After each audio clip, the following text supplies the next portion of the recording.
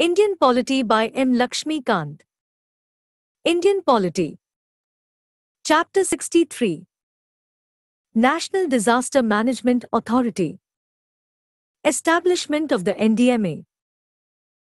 The Government of India, recognizing the importance of disaster management as a national priority, had set up a high-powered committee in 1999 and a national committee in 2001 after the Gujarat earthquake, to make recommendations on the preparation of disaster management plans and suggest effective mitigation mechanisms. However, after the Indian Ocean tsunami of 2004, the Government of India took a defining step in the legislative history of the country by enacting the Disaster Management Act, 2005. The Act provided for the creation of the National Disaster Management Authority, Ndma, to spearhead and implement a holistic and integrated approach to disaster management in the country. Initially, the Ndma was constituted in 2005 by an executive order of the Government of India. Subsequently, the Ndma was notified in 2006 under the provisions of the Act. The Ndma consists of a chairperson and other members, not exceeding 9. The Prime Minister is the ex officio chairperson of the Ndma. The other members are nominated by the chairperson of the Ndma. The chairperson of the Ndma designates one of the members as the vice chairperson of the Ndma. The vice chairperson has the status of a cabinet minister while the other members have the status of a minister of state. The Ndma is the apex body for disaster management in the country. It works under the administrative control of the Union Ministry of Home Affairs. The Ndma was established with this vision, to build a safer and disaster-resilient India by a holistic, proactive, technology-driven and sustainable development strategy that involves all stakeholders and fosters a culture of prevention, preparedness and mitigation. Objectives of the Ndma. The objectives of the Ndma are as follows: 1. To promote a culture of prevention, preparedness and resilience at all levels through knowledge, innovation and education. 2. To encourage mitigation measures based on technology, traditional wisdom and environmental sustainability.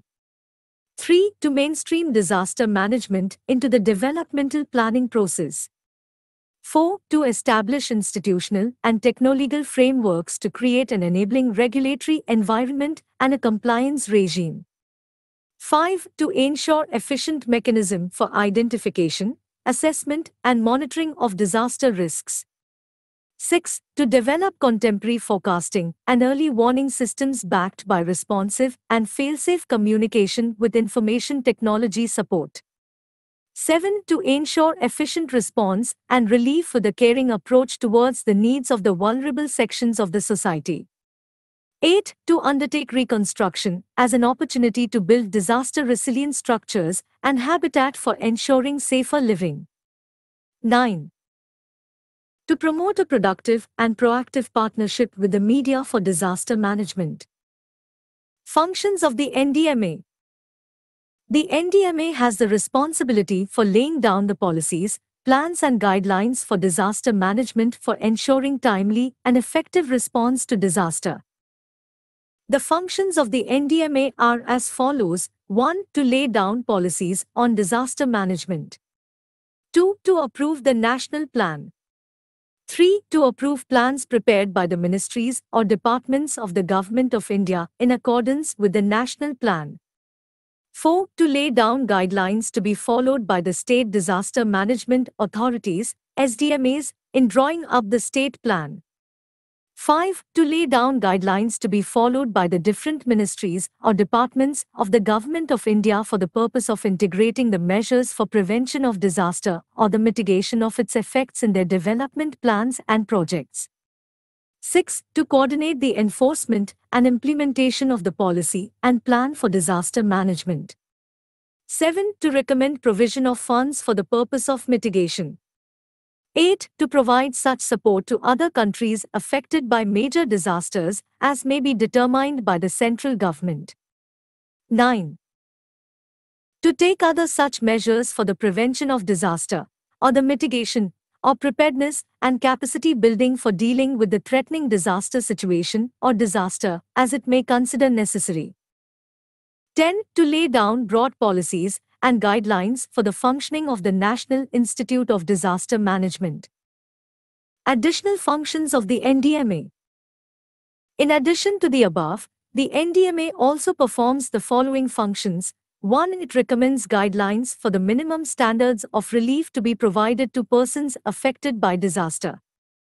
2. It recommends, in cases of disasters of severe magnitude, relief and repayment of loans or grant of fresh loans on concessional terms to the persons affected by such disasters.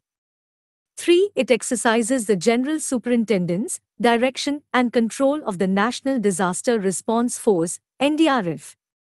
This force has been constituted for the purpose of specialist response to a threatening disaster situation or disaster. 4. It authorizes the concerned department or authority to make the emergency procurement of provisions or materials for rescue or relief in any threatening disaster situation or disaster. In such case, the standard procedure requiring inviting of tenders is deemed to be waived. 5.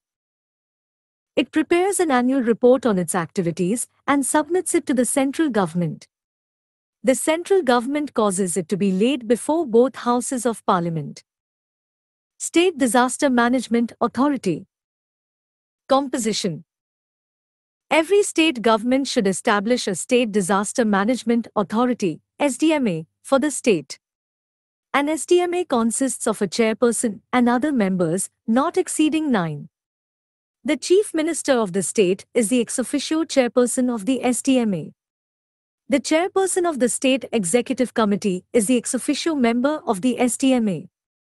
The other members, not exceeding 8, are nominated by the chairperson of the SDMA.